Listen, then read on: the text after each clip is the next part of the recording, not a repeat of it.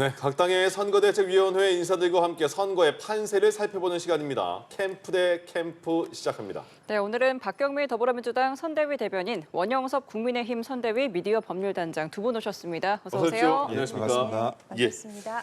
6.3 조기 대선 이제 2주 앞으로 다가왔습니다. 오늘부터는 제외 국민 투표가 치러집니다. 이재명 후보, 김문수 후보 다 응원을 했는데 투표해 주십사.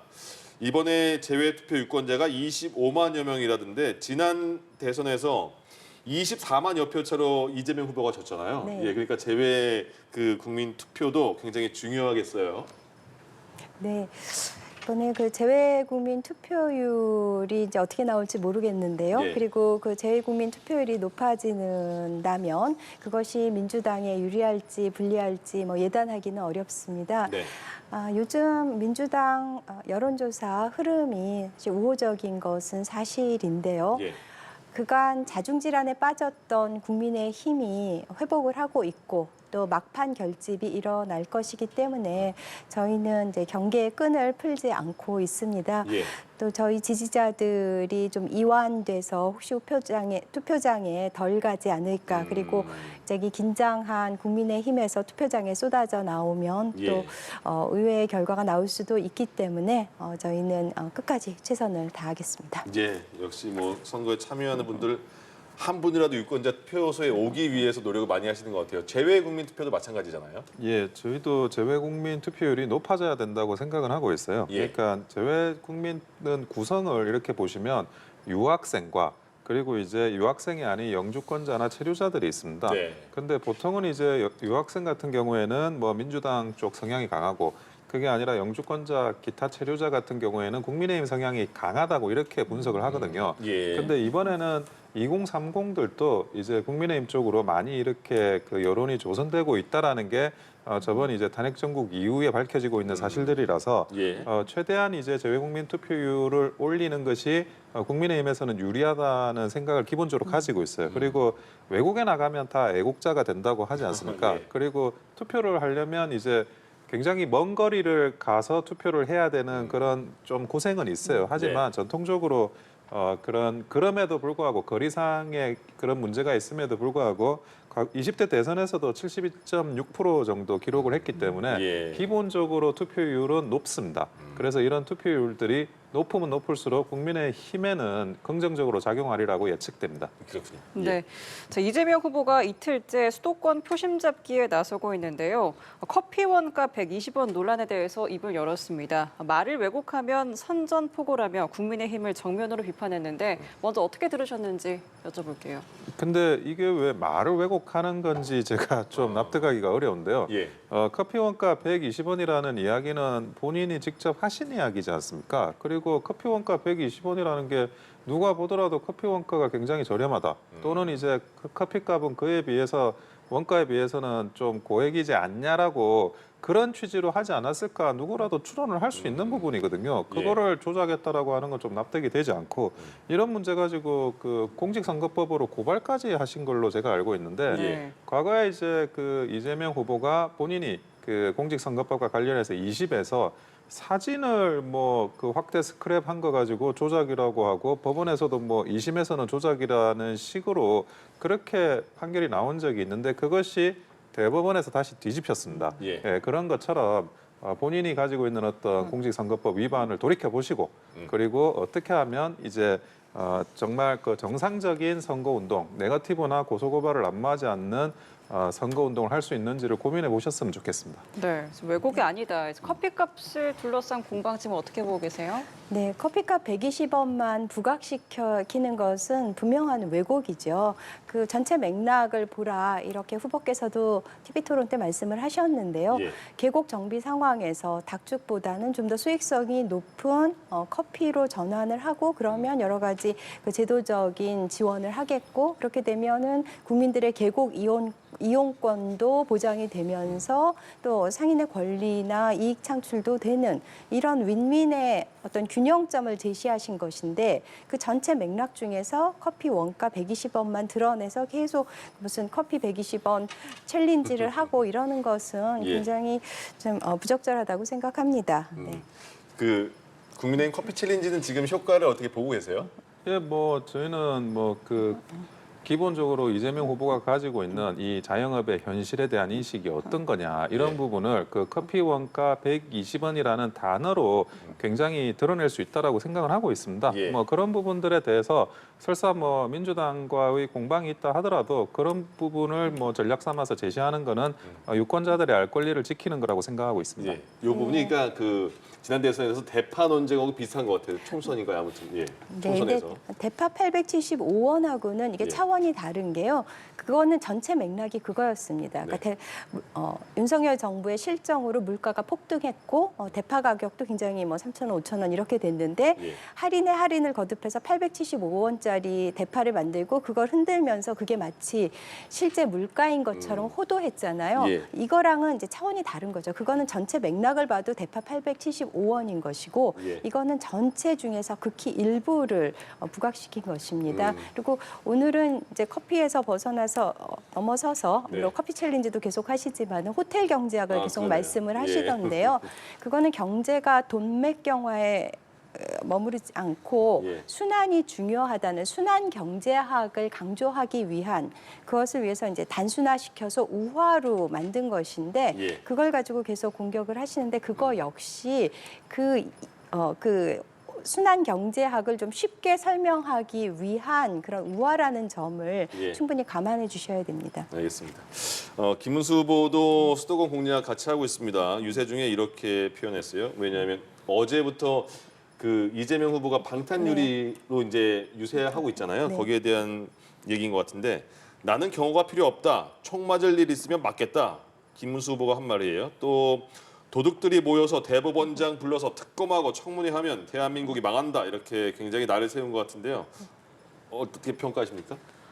네, 굉장히 무책임한 발언을 하셨는데요. 그 테러 위협은 실제로 있었죠. 작년 1월에 정말 위험한 테러가 실제 발생하지 않았습니까? 예. 그리고 계엄 상황에서 노상원 수첩을 보면은 수거 대상으로 서해안에 뭐 어떻게 제거가 되는지도 네네. 이미 구체적인 계획으로 밝혀진 바 있고요. 그런 상황에서 그 신변 보호를 위한 그런 조치를 저렇게 말씀하시는 거는 예. 정말 부당하고요.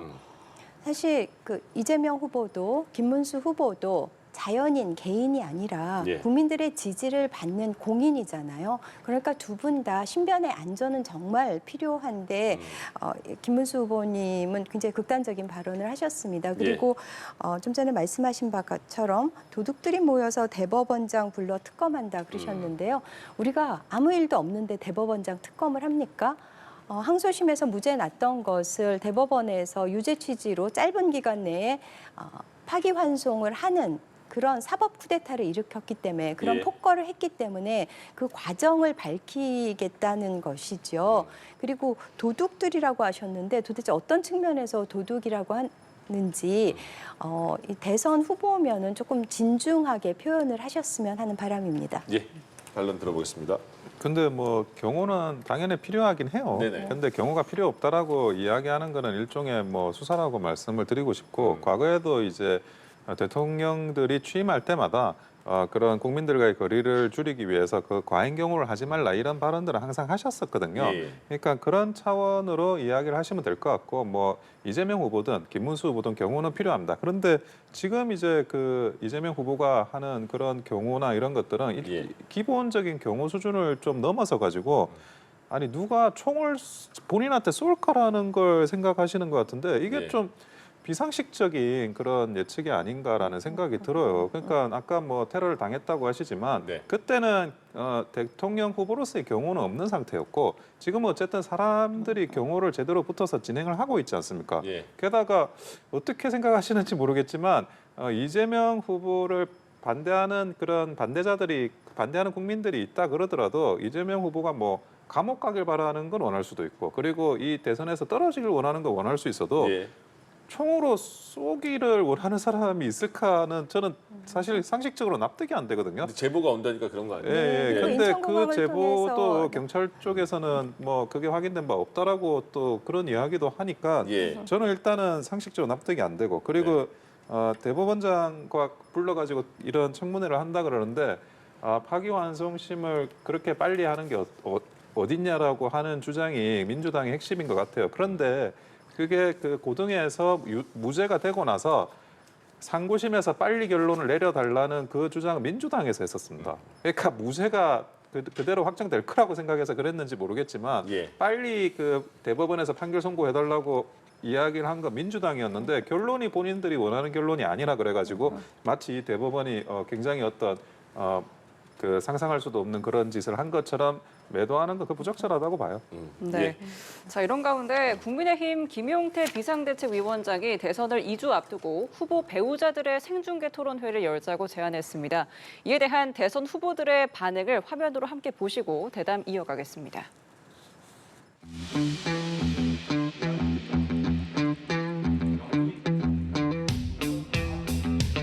설란영 여사와 김혜경 여사 두 후보 배우자의 TV 토론을 제안합니다. 대통령 곁에서 국민과 가장 가까운 자리에 서 있는 공인입니다.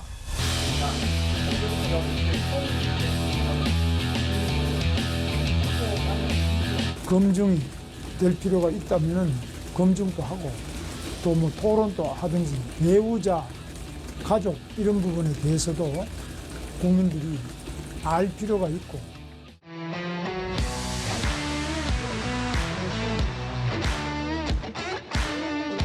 이 신성한 주권 행사의 장을 그런 식으로 장난을 치듯이 이벤트화해서는 안 되는 겁니다. 좀 격에 맞게 말씀하시도록 요청드립니다. 그러면 이준석 후보는 어떡합니까? 그게 그 당의 문제입니다. 즉흥적이고 무책임하고 대책 없고.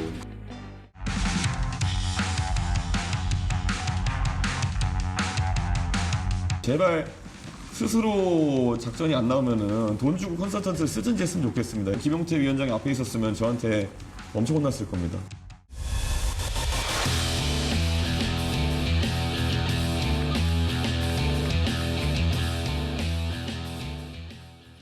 네, 대통령 후보 배우자 간 TV 토론 제안에 대해서 대선 후보들의 반응을 화면으로 함께 봤는데요. 보신 것처럼 이준석 후보가 김 위원장을 향해서 제 앞에 있었으면 저한테 엄청 혼났을 것이다라고 발언을 했고요. 또 한동훈 전 대표는 구태와 꼰대짓이다라고 덧붙였습니다.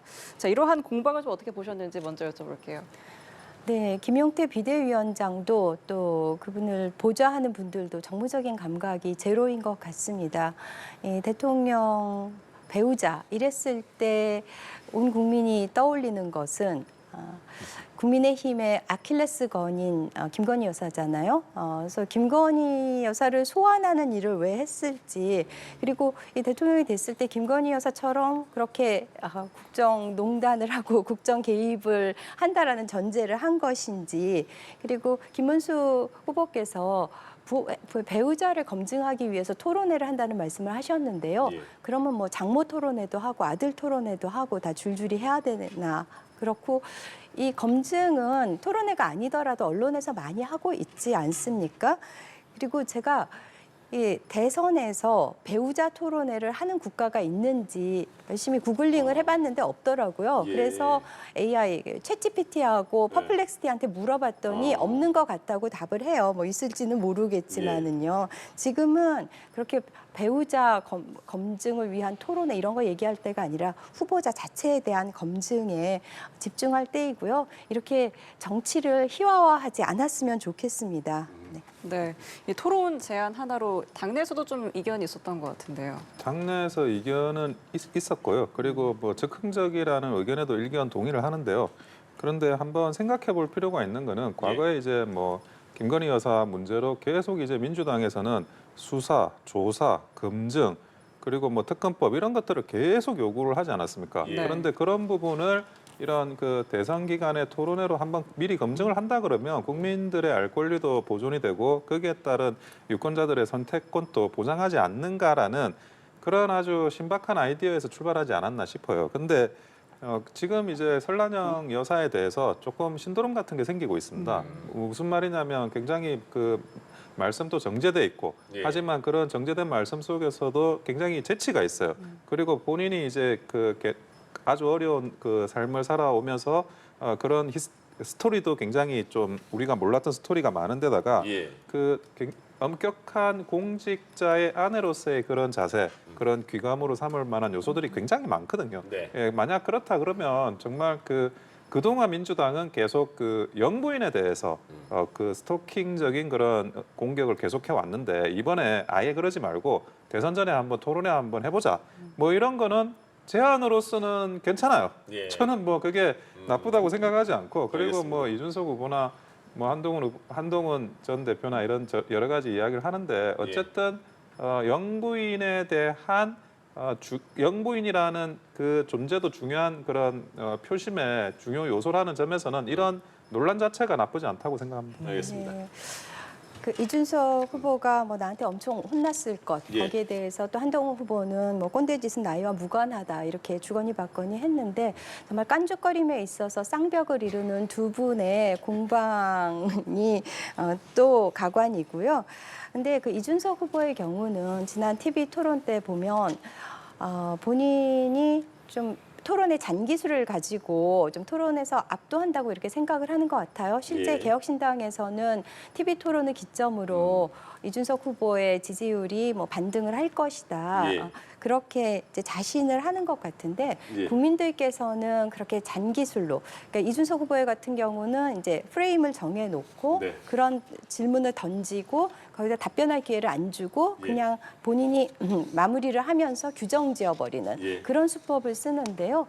국민들께서는 그러면 토론을 잘한다라고 높게 평가하시는 게 아니라 알겠습니다. 거기에 드러난 태도, 인성 이런 거를 보시고 예. 그래서 결국 이준석 후보는 소탐대실이라고 생각합니다. 예, 배우자 토론회에서 다시 또 이렇게 후보 토론회로 이렇게 네. 쓱 갔다가 다시 돌아왔네요.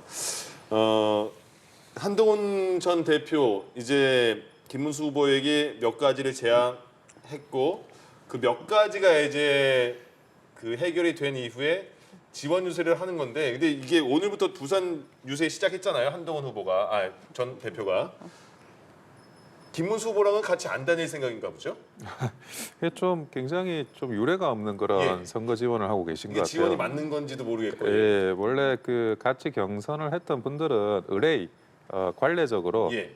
선대위원장을 공동으로 맡고 거기에 따른 이제 그 선거 유세나 당의 중앙 선대위를 통한 그런 지원을 하게 돼 있습니다. 예. 예, 근데 뭐 홍준표 시장만 하더라도 탈당했다 그러니까 좀 이게 상황이 좀 모양새가 이상한데 그 한동훈 전 대표만 하더라도 탈당을 한 건 아니고 예. 당원의 지금 신분이지 않습니까?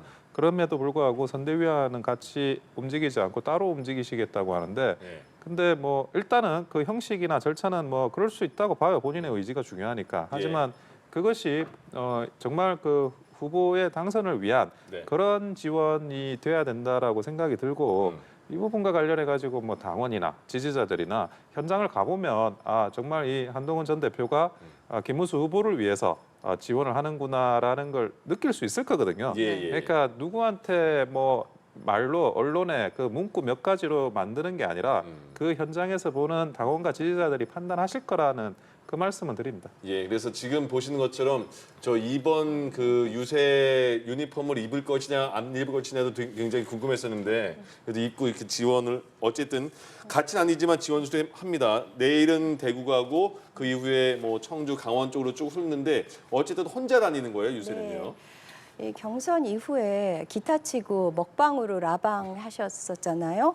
그러다가 이제는 현장 유세를 통해서 라방을 하시는 것 같습니다. 그러니까 결국 자기 정치하는 건데요. 예. 이 김문수 후보와 투샷 잡히고 김문수 후보를 위해서 뛰는 것이 아니라 네. 대선 후에 본인이 뭐 지선이건 뭐 본인의 정치적인 행보를 위해서 하는 지극히 이기적인 행보라고 생각을 합니다. 그러면 김문수 후보의 그 득표에는 도움이 된다고 보세요? 글쎄요, 도움이 별로 될 것 같지 않습니다. 그래요? 네.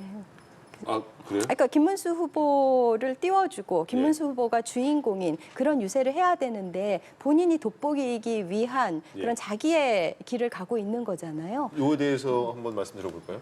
그 부분에 대해서는 뭐 현장에서 유세를 보고 있는 당원이나 지지자들이 판단하실 거라고 현장에서 알 생각합니다. 것이다. 예. 알겠습니다.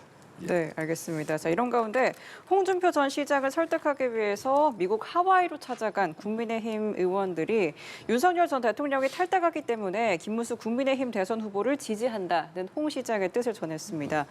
홍 전 시장의 선대위 합류 가능성 어떻게 보세요? 저는 결국에는 합류를 하실 거라고 생각을 하고 있습니다. 아, 그래요? 예. 벌써 지금 그 특사단이 갔는데 그 국민의힘 대선 후보인 김문수 후보를 지지한다라는 이런 메시지가 일단 나오시지 않았습니까? 예. 그런 걸 고려를 하면 이전에 그 비록 이제 하와이에 계시지만 뭐 돌아오시거나 아니면 돌아오시지 않다고 하더라도 메시지를 내는 방식으로 어떻게든 이 선거에 그 기여를 하거나 지원을 하실 생각은 분명히 있으시다고 저는 판단이 되고요.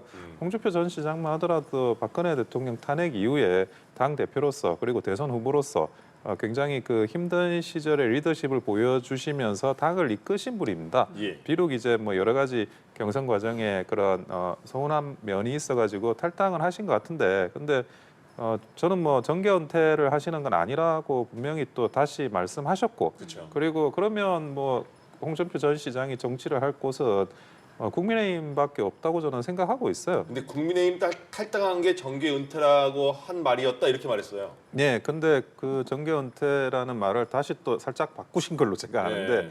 근데 저는 뭐 정계 은퇴를 생각하지 마시고, 예. 그리고 기본적으로 은퇴라는 거는 정계 은퇴라는 거는 국민이 그렇게 어떤 정계 은퇴를 시키거나 하는 거지, 본인이 한 정치인이 자기가 자기 의지에 따라서 뭐 정치를 그만두고 안 그만두고 할 수는 보통 없습니다. 예. 그 정도 급이 되는 정치인이. 그리고 그런 사명을 본인도 충분히 아실 거라고 생각하고, 그리고 이번 대선에서 그 사명이 홍준표 시장의 사명이 무엇인지는 잘 알고 있으시리라 생각합니다. 오지 마라 하와이 이렇게 말했는데 막상 가서 만나보니까 마음이 바뀌셨나 봐요. 넥타이 색깔도 바로 빨간색으로 바꾸시던데. 아니 근데 저는 뭐 그 홍준표 전 시장님이 국민의힘에 또 무한한 애정이 있다고 생각을 해요. 예. 그런 무한한 애정이 있기 때문에 또 서운한 마음도 컸을 수가 있다고 생각하는 거니까 그건 예. 상대적인 거거든요. 알겠습니다. 그래서 조금 시간은 가지되 그리고 다시 돌아와 주셨으면 하기를 고대하고 있습니다. 예. 네, 홍 전 시장의 영향력 어떻게 보세요? 네, 국민의힘은 이 대선 한복판에서 네 분이 그 비싼 항공료를 내고 하와이를 가셨어요.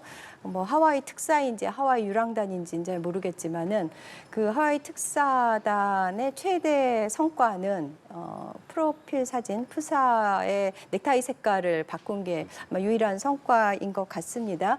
그리고 아마 거기를 간 목적은 그 김문수 후보의 지지, 그러니까 손을 들어주는 것보다는 어찌 보면은 그러니까 이재명 후보로 가는 것에 발을 묶는 게 아니었을까 뭐 이런 생각을 하는데요. 예. 오늘 이제 아침 그 라디오 방송을 통해서 그 전원으로 홍준표 후보가 아니 홍준표 전 시장이 김문수 후보를 뭐 지지한다라는 그런 우회적인 메시지가 예. 나오기는 했는데 그거를 뭐 페북에 직접 올리시거나 직접적으로 명시적으로 말씀을 하신 것도 아니기 때문에 예. 글쎄요 그런 성과를 얻었다고 할 수 있을지 모르겠고 잘 아시다시피 홍사모 분들이 이재명 후보에 대한 지지 선언을 했지 않습니까? 예.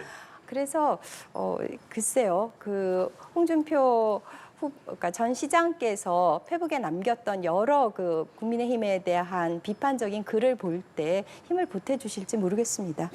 네. 자, 이런 가운데 윤석열 전 대통령 내란 우두머리 혐의 재판을 담당하고 있는 지귀현 부장판사의 의혹을 놓고 공방이 계속되고 있습니다. 자, 민주당은 사진을 추가 공개하면서 이런 판사한테 역사적 재판을 계속 맡겨도 되느냐라고 비판을 하고 있는데요. 지금 국민의힘 입장은 어떻습니까? 저는 이 사진만 보고 도대체 지기현 판사가 뭐가 문제라는 건지 잘 모르겠어요. 그러니까 거기에서 나눈 대화가 무슨 그 재판에 있어가지고 뭘 그 유죄를 받을 사람을 무죄로 받게 해줬다는 건지 아니면 거기서 무슨 돈이 오갔다는 건지 아니면 뭐 도대체 누가 더 배석했던 사람이 또 누구였는지 그런 것도 불분명한 상태에서 예. 덮어놓고 사진 한 장 들고는 지기현 판사가 문제라는 식으로 하는 거는 그거야말로 전형적인 사법부의 독립의 침해고 법관의 독립의 침해고 전형적인 마타도라는 생각을 하고 있습니다. 만약 글쎄요, 제가 볼 때는 헌법재판소의 이미선 헌법재판관이 주식 투자한 거 그리고 문영배 재판관이 업무 시간 중에 독후감 쓴 거.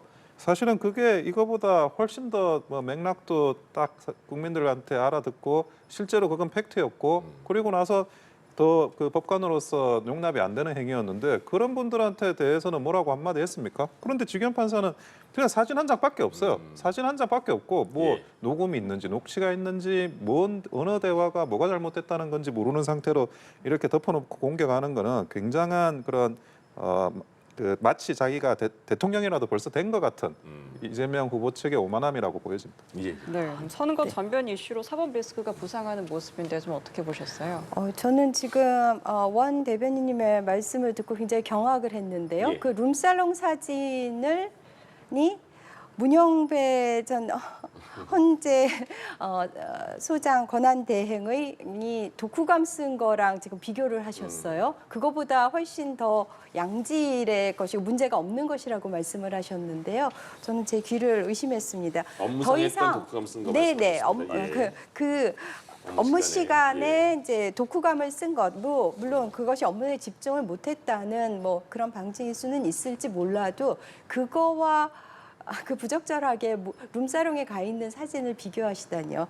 근데 더 이상 어떤 더 결정적인 사진이 필요할까요? 사실 저희가 처음에는 사람이 없는 룸사롱 사진을 공개했고 그다음에 법원이 자정 노력을 해라라고 시간을 줬습니다. 예. 그럼에도 불구하고 고등법원은 뭐 제보가 추상적이라는 등 하면서 미온적인 그런 태도를 보였고요. 급기야 어제는 그 지기현 판사가 4차 공판에서 그 신성한 법정에서 신상 발언을 했습니다. 예. 그래서 저희가 이제 바로 사진을 공개하게 된 것인데요. 저희가 이제 추가적인 것은 이제 더 공개를 아마 할 예정으로 알고 있습니다. 예. 저희 방식이 굉장히 전 세련됐다고 생각해요. 처음부터 그 사진을 공개하지 않고 네. 처음에 단서를 주고 그 다음에 알아서 그 행위를 밝혀라라고 그렇게 경고를 했음에도 불구하고 굉장히 적반하장의 태도를 지기현 판사도 법원도 보였지요. 참 그리고 그 사진에서 보면은 거기 그러니까 김학의 사진이 있었을 때 그 부인을 하지 않았었습니까? 뭐 그렇게 말씀을 하시는 것은 아니시겠죠. 근데 예. 그 지기현 판사가 거기서 지금 저희가 알고 있기로는 그 술값을 낸 적이 없는 것으로 알려져 있는데요. 예. 그렇다면은 이제 당연히 업무 관련자와 뭐 청탁에 그런 소지가 있는 것이고요. 이거는 정말로 중차대한 일입니다. 우리가 흔히 정치 검찰, 그래서 검찰 개혁이 필요하다는 얘기를 했었는데 예. 이제는 법원으로 확장해서 정말 사법 개혁이 필요하다는 것을 보여주는 예입니다. 조희대 요즘- 대법관의 폭거와 더불어서. 공수처로 지금 가 있는 건가요? 네, 그렇죠. 알겠습니다. 네, 자 오늘 캠프 대 캠프 원영섭 국민의힘 선대위 미디어 법률단장, 박경미 민주당 선대위 대변인 두 분과 함께했습니다. 오늘 말씀 고맙습니다. 고맙습니다. 예. 감사합니다.